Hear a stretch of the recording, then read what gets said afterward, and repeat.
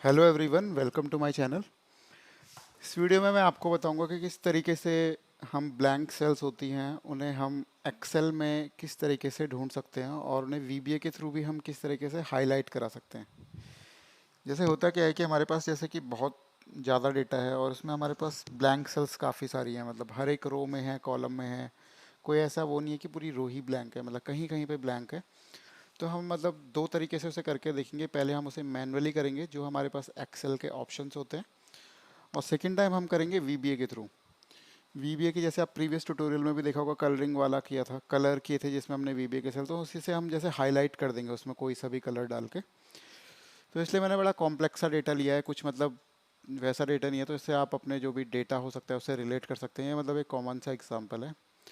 तो इसमें जैसे मल्टीपल सेल्स है, ये सेल्स यहाँ ही तक नहीं, मतलब ये अगर नीचे तक भी होती है, मतलब कितनी भी रो तक होती है। तो यहाँ तो हमारे पास लेट सपोज यहाँ पे इसलिए इतना रखा हुआ है क्योंकि ये प्रॉपरली विजुअलाइज हो जाता है। तो इसमें पहले करते हैं हम, जैसे कि अब इसमें देखेंगे, जैसे मैं यहाँ पे एक ब्लैंक सेल, यहाँ पे एक ब्लैंक सेल, यहाँ पे है। तो इस तरह के डेटा को अगर हम फिल्टर भी करेंगे तो हमें ढूंढने में बड़ी प्रॉब्लम होगी। या तो हम इस तरीके से ढूंढेंगे कहाँ पे ब्लैंक है।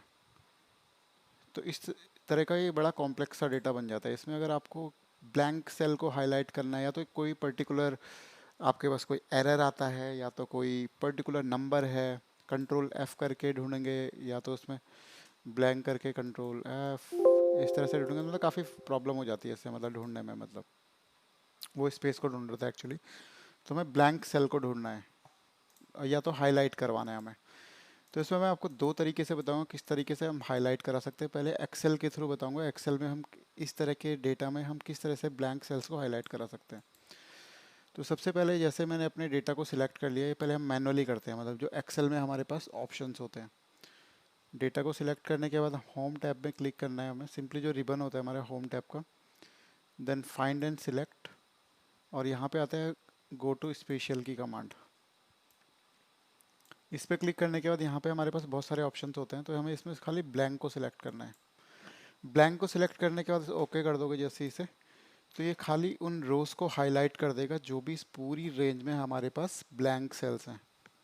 इसके बाद हम होम पे क्लिक करके देन कलर में जाके कोई सा भी कलर यहाँ पे डाल देंगे, तो हमारे पास वो वाली सेल जो भी ब्लैंक है वो हमारी हाईलाइट हो जाएंगी, और इससे हमें आइडेंटिफिकेशन मिल जाएगा कि हमारे पूरा जो रेंज है या हमारे पास जो भी सिलेक्शन है, कितनी हमारे पास सेल्स ब्लैंक है। तो ये तो मैनुअल मेथड है, मैनुअल मेथड भी इजी है वैसे, कोई ज़्यादा हार्ड नहीं है।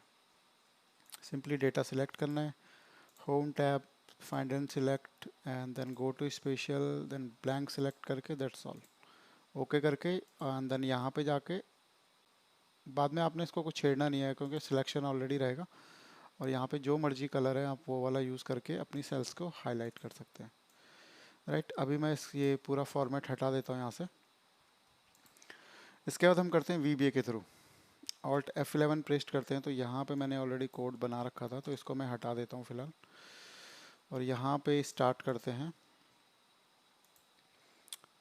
तो पहले अपने अपने जो भी आपके डेटा होता है, आपको सबसे पहला काम ये होता है कि अपने डेटा को एनालाइज करना, कि डेटा किस तरीके से आ रहा है। लेट सपोज मेरे पास ये वाला डेटा जो है, मैं इसमें कंट्रोल, जो आप प्रीवियस ट्यूटोरियल में भी देखा होगा, जो करंट रीजन वाला मैंने सिलेक्शन किया था, कंट्रोल ए करके मेरा पूरा डेटा रेंज को सिलेक्ट हो जाता है। तो मैं ये वाला मेथड भी यूज़ कर सकता हूँ। और अगर आपकी कोई पर्टिकुलर रेंज में ही डेटा है जिसकी माइट भी हो सकता है कि ये पूरी सेल इस तरीके से ब्लैंक हो, तो यहाँ पे मैं कंट्रोल का ए करूँगा तो ऊपर का पार्ट मेरा सिलेक्ट होगा। तो इस सिनेरियो में आप रेंज भी ले सकते हैं, जो टॉप रेंज से लेके बॉटम रेंज, या तो एक दो इस तरह से, मतलब आप रेंज को सिलेक्ट कर सकते हैं कि आपका कितना है। लास्ट यूज़ रेंज, मल्टीपल इसकी फंक्शनैलिटी होती है कि लास्ट यूज़ रेंज मतलब कहाँ तक आपका लास्ट में डेटा है। लेकिन इस वाले एग्जांपल में हम करंट रीजन वाला हम मेथड यूज़ करेंगे, कि जैसे अपने डेटा को सिलेक्ट करने के लिए ये कंट्रोल ए वाला वीबीए के थ्रू हम करेंगे। तो इसके लिए सिंपली मैं यहाँ पे एक फंक्शन, नॉट फंक्शन बट एक सब रूटीन क्रिएट कर देता हूँ यहाँ पे। सब मतलब सब routine find blank, find blank and highlight लिख देता, कुछ भी नाम देता, अंडरस्कोर के साथ मैंने लिख दिया, क्योंकि जिससे कि हम जो भी अपना सब रूटीन बनाते हैं तो इससे हमें आइडेंटिफिकेशन मिल जाए कि हमारा जो कोड है, जो स्क्रिप्ट है, जो मैक्रो है, वो किस चीज़ से रिलेटेड है। इसके बाद मेरे को सबसे पहले एक रेंज डिफाइन करनी पड़ेगी। यहाँ पे dim R N G as range. Then यहाँ पे मुझे सेट करना पड़ेगा आर एन जी रेंज में एग्जैक्टली कहाँ तक डेटा है। कोई सी भी सेल का रेफरेंस दे दूंगा, मैं इसका भी दे दूंगा कंट्रोल ए। पूरा सिलेक्ट हो रहा है तो मैं या तो इसका भी दे सकता हूँ कंट्रोल ए, या तो इसका भी दे सकता हूँ कंट्रोल ए। तो ये वाली सेल इसी का देते हैं, थोड़ा अनयूजुअल सा देते हैं। जैसे S13 है मेरे पास, range equal to range S13। ये खाली मैं इसलिए बता रहा हूँ कि आपको अंडरस्टैंडिंग हो जाए कि करंट रीजन में किस तरह से डेटा सिलेक्ट कर सकते हैं। Dot current region. Current region मतलब होता है, सिंपली ये है कि जो हमारा कंट्रोल में जो जितना डेटा हमारा सिलेक्ट हो रहा है। ये हो गया हमारे पास। फिर यहाँ पे हमें करना है यहाँ पे for each cell in R N G. For जब भी हम स्टार्ट करेंगे तो नेक्स्ट से बंद कर देंगे। फॉर ईच सेल का मतलब है कि हर एक जो ये हमारे पास आर एन जी की जो हमने रेंज क्रिएट करी है, जो आर एन जी में सेट किया हमने इस वाले डेटा के अंदर, फॉर ईच सेल मतलब इस तरीके से फॉर ईच सेल पूरे रेंज में इस तरह से जाएगा और इस तरह से पूरा का पूरा सिलेक्ट कर देगा, राइट। अगर आपको रेंज की वैल्यू मैं बाद में एक बार दिखा देता हूँ कि रेंज में हमारे पास कितनी वैल्यूज़ हैं हमारे पास। जैसे यहाँ पे हम सिलेक्ट करते हैं तो यहाँ पे हमारे पास काउंट कितना आ रहा है, 376। अगर मुझे इसको टेस्ट करना है तो मैं यहाँ पे एक वेरिएबल डिफाइन कर देता हूँ यहाँ पे, डिम। खाली ये चेकिंग के लिए है, ये कोई इस फॉर्मूले में कोई इसका रिक्वायरमेंट नहीं है, खाली मैं आपको दिखाने के लिए कर रहा हूँ। डिम इसको अलग ही कर देते हैं या तो हम, क्योंकि इसमें करेंगे तो काफ़ी है मैसी हो जाएगा। इस कोड को कॉपी करके हम यहाँ पे डाल देते हैं और इसका नाम, क्योंकि एक ही सब रूटीन के हमारे पास दो कोड नहीं हो सकते, और इसको भी हटा देते हैं फिलहाल। खाली मैं आपको इसमें दिखा रहा हूँ कि जैसे मेरे पास काउंट कितना आया है यहाँ पे 376। तो इसको मैं कैसे मैं देख सकता हूँ कि करंट रीजन में मेरे पास कितनी वैल्यूज़ यहाँ पे आई हैं यहाँ पे। तो सेट किया है मैंने इसे यहाँ पे, तो यहाँ पे मैं लिख सकता हूँ सिंपली डिम, एक वेरिएबल डिफाइन कर देते हैं डिम टी एस इंटीजर। क्योंकि जो भी हमारी काउंट की वैल्यू होती है, इंटीजर मैंने इसलिए लिया है कि जो हम काउंट करते हैं वो हमारा इंटीजर वैल्यू होती है, ये स्ट्रिंग वैल्यू तो होती नहीं है, क्योंकि हमारी इसकी कैलकुलेशन होती है।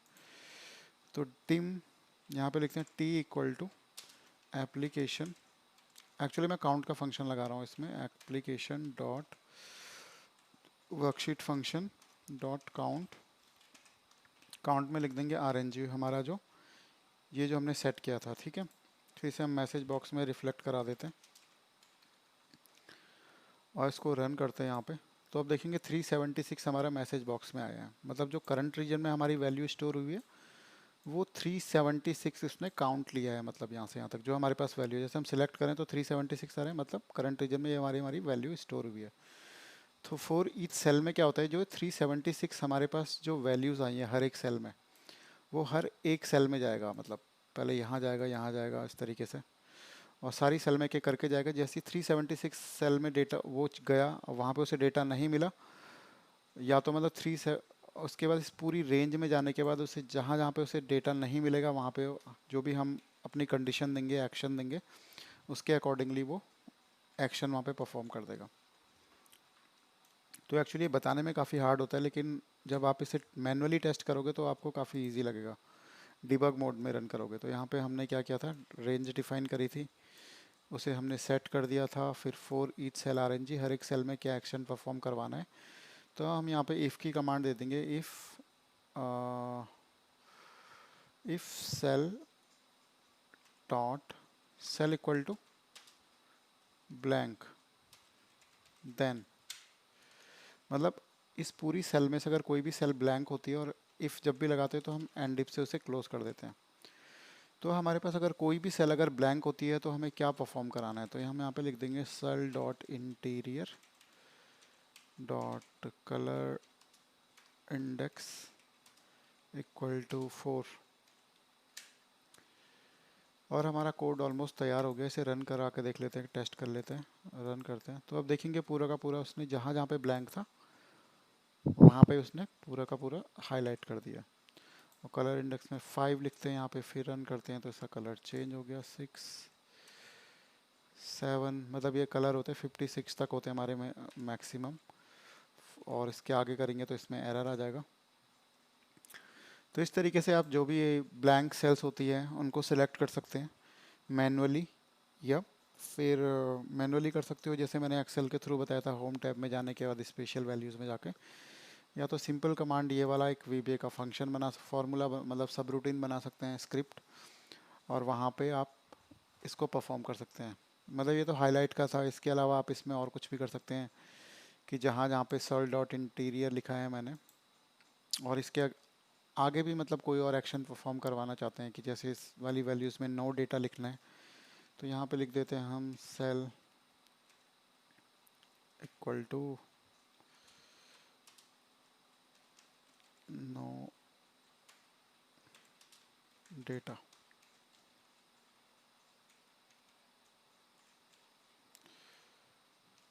F5 करके देखते हैं इसे, सेल डॉट वैल्यू,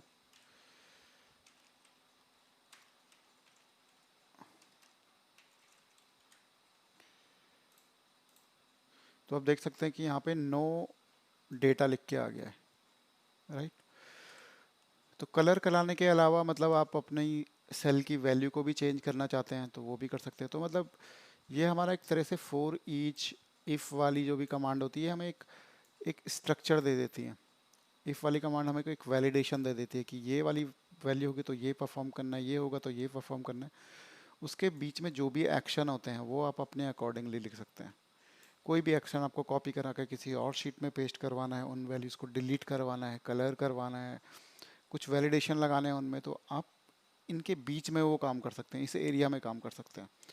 ये खाली हम एक स्ट्रक्चर दे देते हैं, एक वैलिडेशन तैयार कर देते हैं हमारे पास, राइट। तो इस तरीके से आप जो भी फाइंड, जो भी ब्लैंक वैल्यूज़ होती है उनको हैंडल कर सकते हैं इस तरीके से। और आप मतलब जो भी ये मतलब कमांड होती है हमारे पास फिल ब्लैंक वाली, ईजिली यूज़ कर सकते हैं मैनुअली भी, एक्सेल के थ्रू और वीबीए के थ्रू। आई होप आपको ये वीडियो अच्छा लगा होगा। Thank you for watching, have a nice day.